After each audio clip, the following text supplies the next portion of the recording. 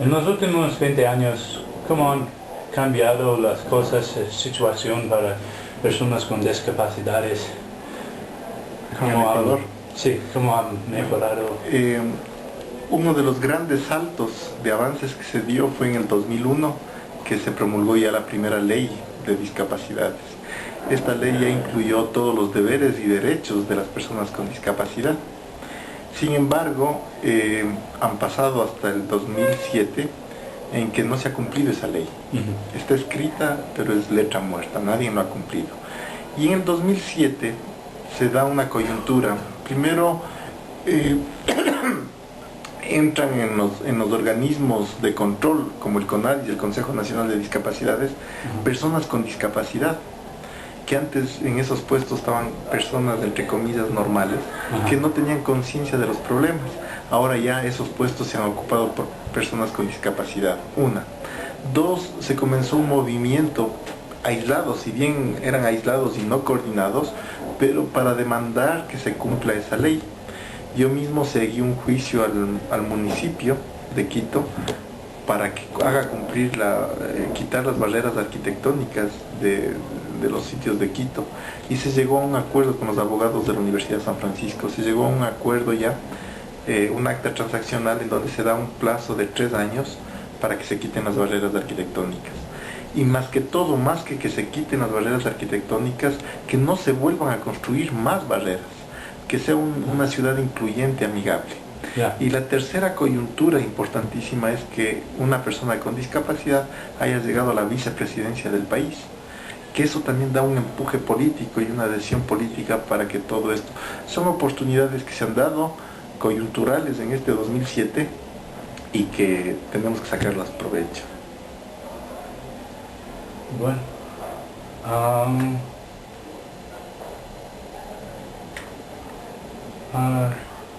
entonces, bueno, usted vive con una discapacidad diariamente. También tiene usted contacto con muchas personas con discapacidades. No, lastimosamente yo no soy afiliado a ninguna de las asociaciones. Bueno. Porque hay muchas, ¿por qué no me he afiliado? Es porque hay muchas asociaciones, no hay una sola que debería coordinar todo, sino que hay una de discapacidad de piernas, otra de manos, otra de ciegos, otra de sordos.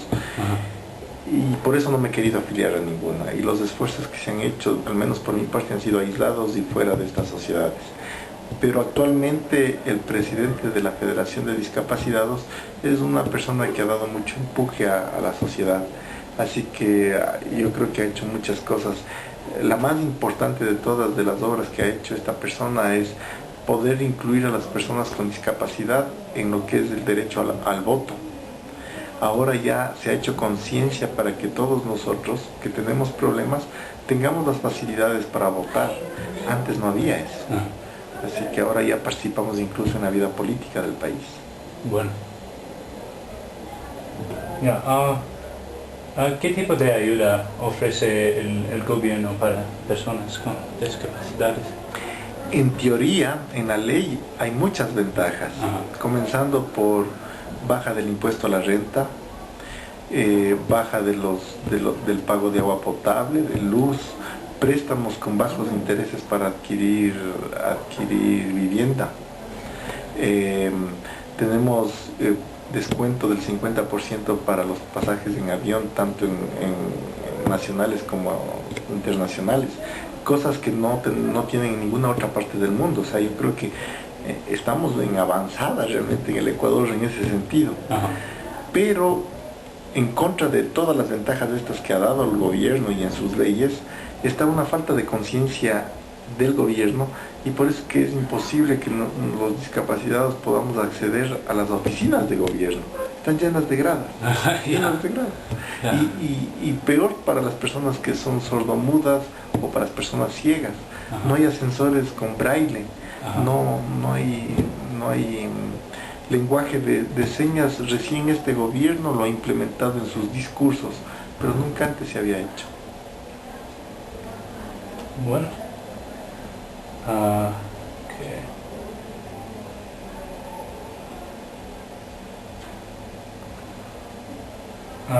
¿Cómo son, o cuáles son los centros por discapacidades y quiero decir tanto lo físico como lo mental?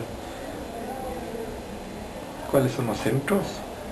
¿Hay algunos centros para personas con discapacidad? Sí, pero son esfuerzos más bien de la parte privada de la sociedad. Bueno. El padre Carolo, por ejemplo, en el sur, es un sacerdote que hizo una obra estupenda. Él tiene una obra muy interesante para los niños especiales, niños con Down, y también otra que es para niños con discapacidad.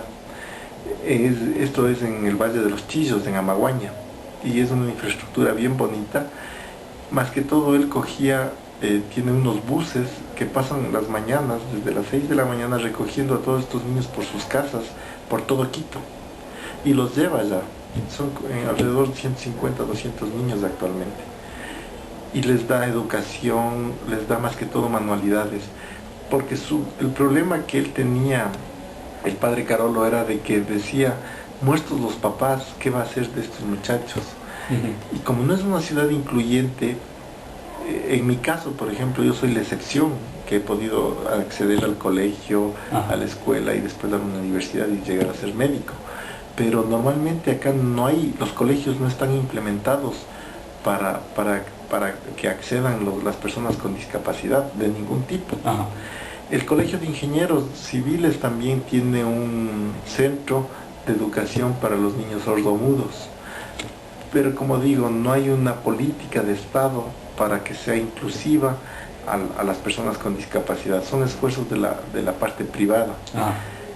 Y eso es porque no se da cuenta el Estado de que es mucho más fácil el tratar de implementar las medidas para que se incluyan las personas con discapacidad en la vida productiva del país.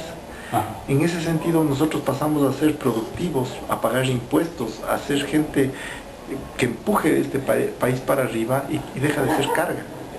Porque en este rato nos tienen que subvencionar varias de las cosas, medicación, hospitales y esas cosas, mientras que si nosotros nos dieran las facilidades para educarnos, pasaríamos a ser productivos. Bueno, todo funciona, perfecto.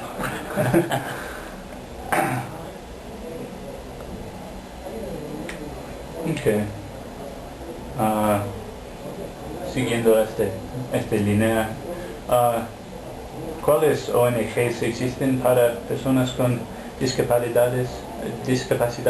¿Qué hacen? Existen varias ONGs.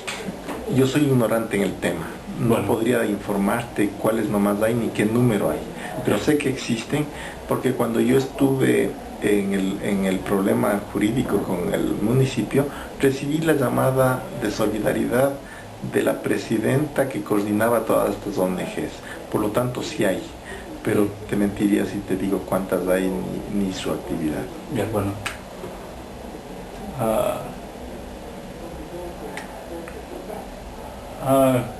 ¿Piensa usted que hay discriminación entre la gente en general, a los que tienen discapacidades, y cómo podemos mejorar esto? Bueno, discriminación en sí por la discapacidad no tanto, pero sí hay una falta de conciencia de la población de la existencia de las personas con discapacidad, pese a que el porcentaje de la población con discapacidad llega al 10%.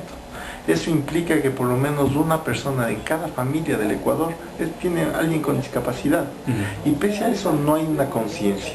Entonces, lo fundamental es crear esta conciencia, masificar un poco los derechos de las personas con discapacidad y los deberes también que tenemos, porque si ya nos dan las oportunidades de incluirnos en la sociedad, en la vida productiva, en la vida cultural, en la vida económica del país, nosotros también tenemos el deber de aportar a este país.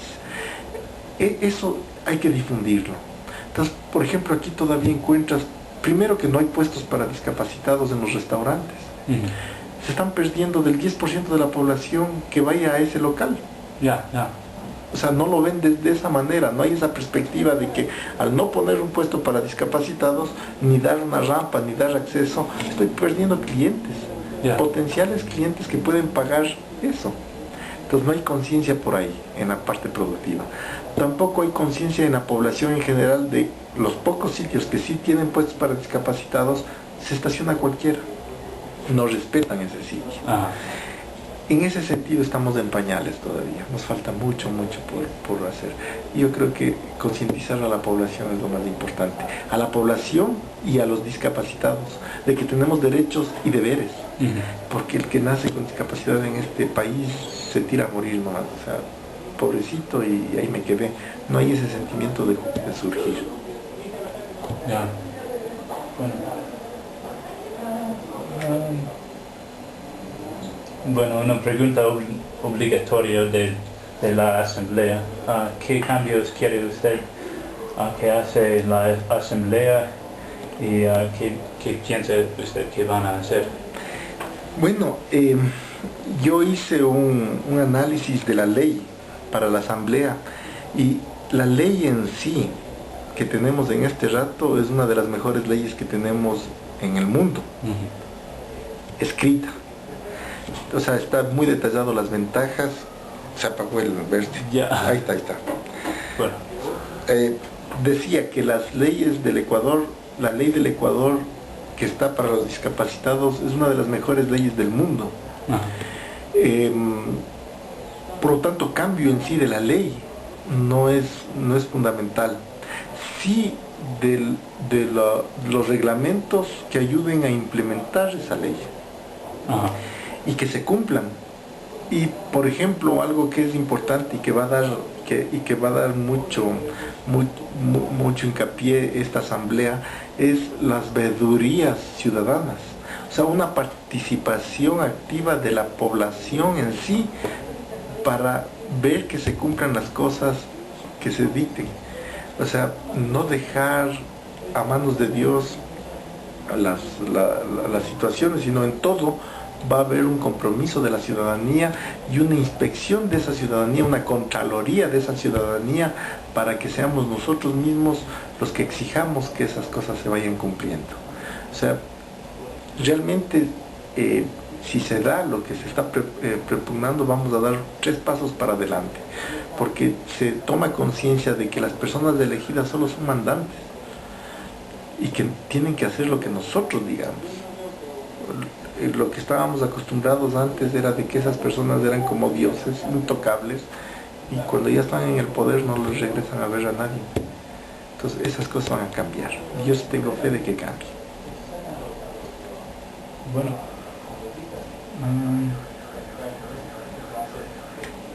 tal vez tiene usted algunos cuentos que ilustran la situación de las personas con discapacidades.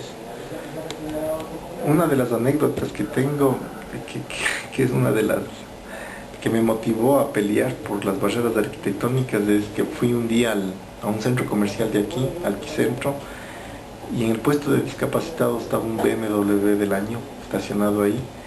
Me acerqué y le dije al chofer, era un chofer el que estaba ahí, le digo, señor, usted tiene que mover el auto, está en el puesto. No, me dijo, porque este auto es del dueño del Alquicentro.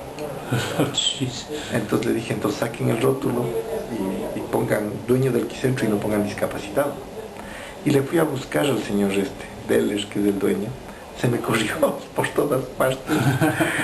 Pero tanto molesté ese día porque le iba a ver de oficina a oficina, le fui a ver en reuniones que me decían que entraba sin... O sea, realmente hice tanto escándalo que dio la orden de que muevan el carro. Y incluso dice la denuncia por televisión. Al otro día llamé a un canal de televisión y en el noticiero salió. Desde ahí parece que hizo conciencia este señor y nunca más se ha vuelto a estacionar. Y se respetan los puestos. Es más, ha puesto un guardia para que vea la identificación de la persona que se va a estacionar en el puesto de discapacitados. O sea, de algo valió. Pero yo creo que más se logra con miel que con hiel. O sea, si hacemos conciencia de las personas en general, estos malos ratos no se dieran. O sea, este señor no tenía por qué pasar por esta persecución para hacer conciencia de que estaba haciendo mal. Otra de las cosas es que es grave, o sea, los discapacitados también tenemos las mismas necesidades biológicas que tiene cualquier otra persona. Y los baños no sirven. Los baños no sirven. Entonces, uno trata de entrar con la silla de ruedas y la puerta es estrecha. Entonces no hay cómo. La misma universidad nuestra no está apta para discapacitados. Y esa es una bronca que tengo en este rato, y ojalá hagan conciencia. O sea, yo creo que si los discapacitados llegamos a tener oportunidades de abarcar ciertos puestos, en esos puestos tenemos que hacer conciencia de la gente que está alrededor nuestro. O sea, de grano en grano, cada uno de nosotros tiene que ser multiplicador en ese grado de conciencia para las otras personas. Y tampoco abusar. O sea, que los discapacitados también tenemos que tener conciencia de que tenemos deberes, que tenemos que propugnar para que la institución en donde trabajemos salga adelante. Y ser útiles, o sea, para que no por obligación. Por ejemplo, en este rato hay la ley del trabajo, en que obliga a cada empresa que por un porcentaje de esa población sea discapacitada. Yo creo que está bien que se obligue un porcentaje, pero ese porcentaje que llegue a actuar como obrero en una fábrica o ejecutivo en una empresa, tiene que realizar tan bien su trabajo que después el dueño de la fábrica, ya no por obligación, sino porque ve el rendimiento de esa persona, quiera contratar más discapacitados. Tenemos una obligación de nuestra parte para hacer eso. Bueno, y quería decir que yo entiendo bien esta situación de esta universidad sobre los discapacidades, porque cuando llegué al Ecuador, sí, llevé yeso. No yeso, pero rodillera. Porque una lesión. Pues puedes verlo aquí. Entonces estaba con muletas y mi clase de antropología está en el tercer piso. La única salvación. Acá estoy.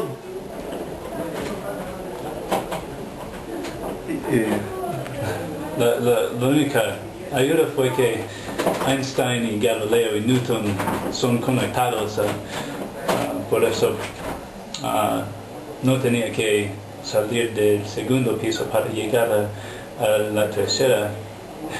En los Estados Unidos siempre los edificios son bien desconectados. Sí, conectados, o sea, no hay. Llegué la semana pasada de Boston y están años luz en eso. Así que yo creo que sí es algo que nos falta todavía. Nos falta todavía.